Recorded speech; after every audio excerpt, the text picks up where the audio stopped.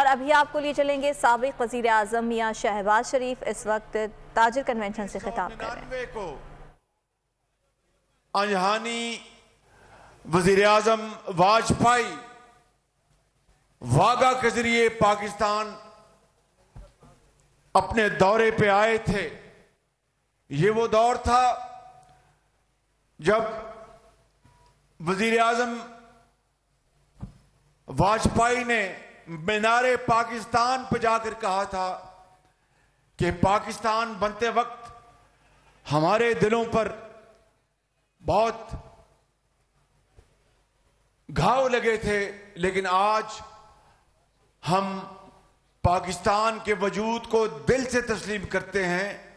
ये वाजपेयी ने तारीखी अल्फाज मीनारे पाकिस्तान पर कहे थे। और ये वो दौर था जब पाकिस्तान इस्लामी दुनिया में पहला मुल्क था कि एटमी ताकत बन चुका था। और ये वो दौर था नवाज शरीफ का जब वाजपेयी ने लाहौर के दौरे के दौरान वजीर आजम नवाज शरीफ को कहा था कि मेरी ख्वाहिश है कि 1 साल के अंदर अंदर कश्मीर का मसला ये तो अल्लाह ताला को इल्म था कि ये मसला हल होना था। वाजपेयी साहब अपनी बात दिल से कह रहे थे या ऊपर से कह रहे थे, लेकिन उन्होंने मियां नवाज शरीफ को ये अल्फाज कहे थे। और फिर आपने देखा कि किस तरह हुकूमत को खत्म किया गया आज के दिन 12 अक्टूबर 1999 को।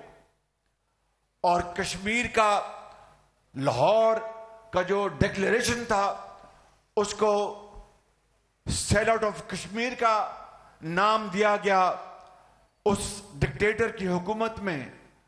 और फिर वही पूरी दुनिया ने देखती आंखों ने देखा कि फिर जाकर वहां पे काठमांडू में नेपाल में वाजपेयी से हाथ बनाने के लिए मुशर्रफ ने इस तरह जाके उसके जाकर कुर्सी के सामने हाथ बढ़ाया। दोस्तों, बुजुर्गों और भाइयों, ये है वो दर्दनाक कहानी इस अजीम मुल्क पाकिस्तान की, जिसको बड़ी कुर्बानियों से आपके बुजुर्गों ने अपने खून से बनाया कि एक ऐसा मुल्क मार्ज मौजूद में आया 1947 में, जिसने दुनिया में अपनी मेहनत और अजमत से अपना झंडा बुलंद करना था, जिसमें यकीनन आपका जो ताजरों का जो तबका है वो एक हरावल दस्ते की हैसियत रखता है। फिर आपने देखा कि फिर जब दौर आया मियां नवाज शरीफ का तीसरा दौर 2013 से लेके 18 तक, तो आप इस बात के गवाह हैं कि 20-20 घंटे लोड शेडिंग होती थी। आपने अपनी दुकानों में बड़े बड़े महंगे जनरेटर लगा रखे थे और उसमें महंगा डीजल और पेट्रोल उसमें आप फूकते थे, तब जाकर आपकी दुकानें चलती थीं। और फिर आपने देखा कि वही नवाज शरीफ जो तीसरी मर्तबा वजीर आजम मुंतखब होकर आया आपके वोटों से, अपने 5 साला दौर में, बल्कि उससे पहले 20-20 घंटे के अंधेरे खत्म कर दिए। क्या यह मैं दुरुस्त कह रहा हूं या गलत कह रहा हूं? मुझे जोर से बताएं। और फिर आपने देखा कि सी पैक आया और सी पैक के जरिए 30 अरब डॉलर की सरमायाकारी हुई। और आपने देखा कि किस तरह पूरे पाकिस्तान में तरक्की और खुशहाली के मंसूबे तेजी के साथ नवाज शरीफ के दौर में मुकम्मल होते रहे। दूर ना जाएं, इसी मेट्रो को ले लें।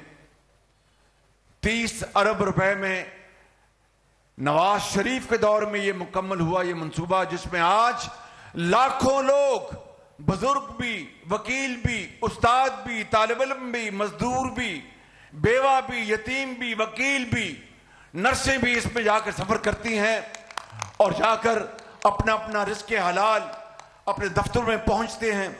यही आप ऑरेंज लाइन को ले ले, किस तरीके से सी पैक में नवाज शरीफ के दौर में ये ऑरेंज लाइन का मंसूबा मुकम्मल हुआ। इसके बावजूद कि 3 साल की ताखीर, जिसकी कोई वजह नहीं थी कि पीटीआई ने अदालतों में दरखास्तें दी और तरह तरह के इल्जामात लगाए।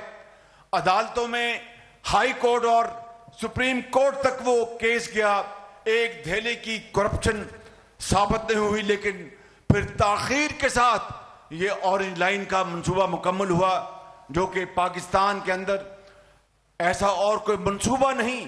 ये किसके दौर में लगा? ये नवाज शरीफ के दौर में लगा। और इसी तरीके से ये रिंग रोड आप देखते हैं, अगर रिंग रोड ना होता तो आज लाहौर की ट्रैफिक क्या हाल होता।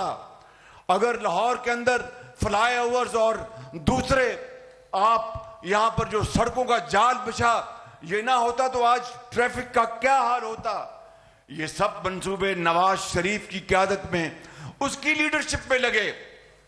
और मैं आज पंजाब के इंतहाई काबिल एहतराम और रिस्क हलाल कमाने वाले ये ताजर बुजुर्ग और भाई और नौजवान बैठे हैं, आपकी खिदमत में अर्ज करना चाहता हूं कि आज फिर जब नवाज शरीफ का सफर 2018 में 17 में खत्म किया गया तो किस तरह पाकिस्तान में अंधेरे और तबाही हुई, महंगाई और हर तरफ माश का कत्लेआम किया गया।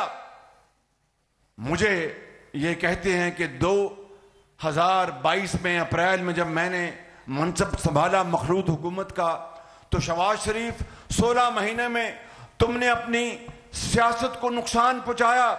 खुदाए बुजुर्गों बरतर की कसम है, मैं आपको आज उस अल्लाह जिसके कब्जे में हम सब की जान है, मैं आपको बताना चाहता हूं कि मुझे उसका 1 सेकंड के लिए कोई मलाल नहीं, इसलिए कि मैंने नवाज शरीफ की क़यादत में और मखलूत हुकूमत में हमने रियासत को बचाया और सियासत को हमने उसकी परवाह नहीं की। अगर मुझे बताएं, पंजाब सजाया, दिल पे हाथ रखकर बताएं, दिल पे हाथ रखकर बताओ, अबे ठहर जाओ जरा, दिल पे हाथ रख के बताएं कि अगर खुदा ना खास्ता रियासत ना बचती तो फिर सियासत तो वैसे दफन हो जानी थी। रियासत बच गई, सियासत भी बच जाएगी। और मैं समझता हूं कि मुझे मियां नवाज शरीफ को और मखलूत हुकूमत के तमाम ज़ोमा को मुझे इस पे ऊपर कोई गम नहीं, बल्कि मुझे अल्लाह ताला के हजूर इस बात का इत्मीनान है कि हमने रियासत को बचाने के लिए सियासत कुर्बान की। वो हमें भी ये हरबा आता था, हमें भी ये गुर आता था कि हम रियासत को खुदा ना करता बर्बाद होने देते और अपनी सियासत को बचा लेते, जिस तरह पिछली हुकूमत ने किया था। लेकिन हमने ऐसा नहीं होने दिया। हमने हर चीज, हमने कहा कि हर चीज कुर्बान करने को तैयार है। तकरीब से खिताब करें। सब्सक्राइब करें और बेल दबाएं ताकि कोई खबर रह न जाए।